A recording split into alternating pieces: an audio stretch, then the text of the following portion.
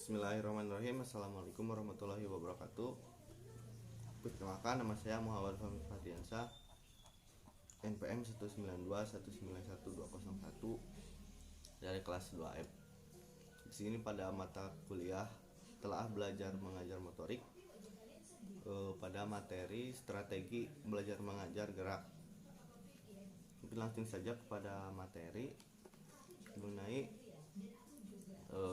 strategi belajar mengajar gerak pendidikan jasmani merupakan kegiatan sebelum proses belajar.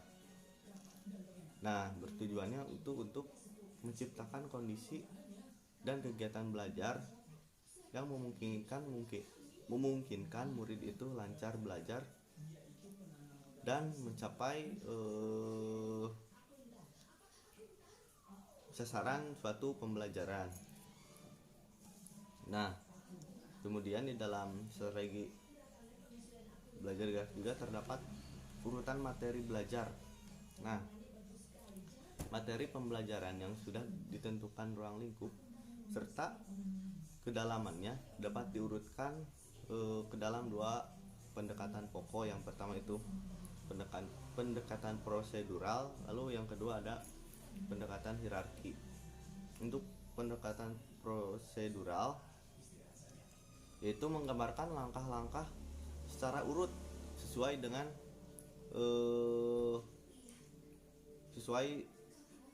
dengan langkah-langkah melaksanakan suatu tugas. Nah, misalnya langkah-langkah dalam melaksanakan penelitian suatu gerakan. Nah, agar peserta didik berhasil mencapainya, harus melakukan langkah-langkah berurutan, mulai dari cara merancang metode penelitian gerak tersebut, kemudian melakukan gerak tersebut, lalu mengkomunikasikan hasil penelitian gerak tersebut. Nah, lalu prosedur tersebut dapat disajikan dalam materi pembelajaran sebagai berikut. Nah, yang pertama seperti menentukan topik, lalu perumusan, lalu menetapkan tujuan, merumuskan hipotesisnya, lalu menentukan metodologi penelitian, itu terakhirnya.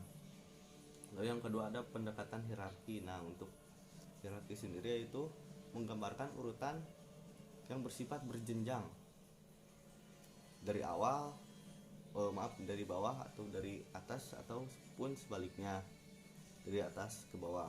Nah, pendekatan ini bahwasannya untuk materi sebelumnya itu harus dipelajari terlebih dahulu secara matang agar nantinya kedepannya itu bisa paham. Karena kenapa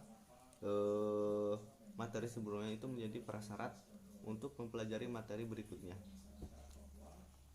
Itu untuk hierarki. Lalu dalam strategi pembelajaran gerak juga ada pengaturan waktu latihan. Nah, cara mengatur waktu yang efektif antara lainnya itu menyusun agenda harian, seperti membuat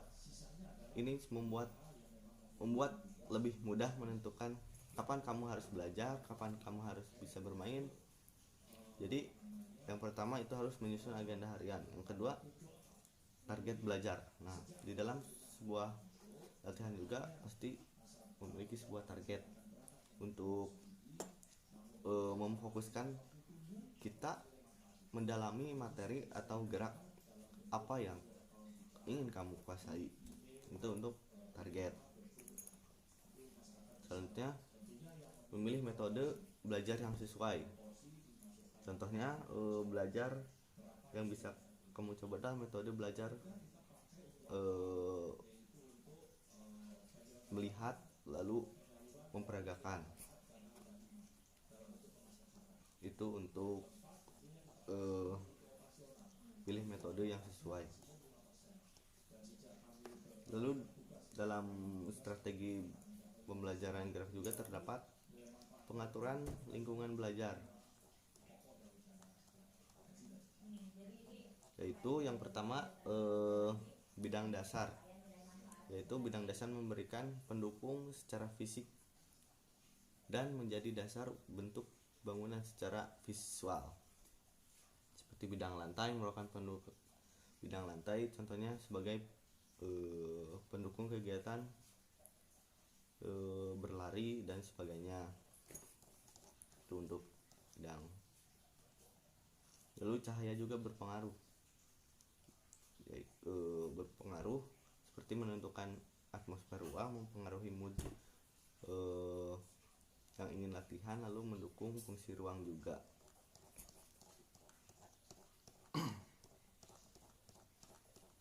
Nah, mungkin itu saja yang bisa saya sampaikan pada pertemuan kali ini. Mohon maaf apabila ada kesalahan kata atau kekurangan materi. Terima kasih. Wassalamualaikum warahmatullahi wabarakatuh.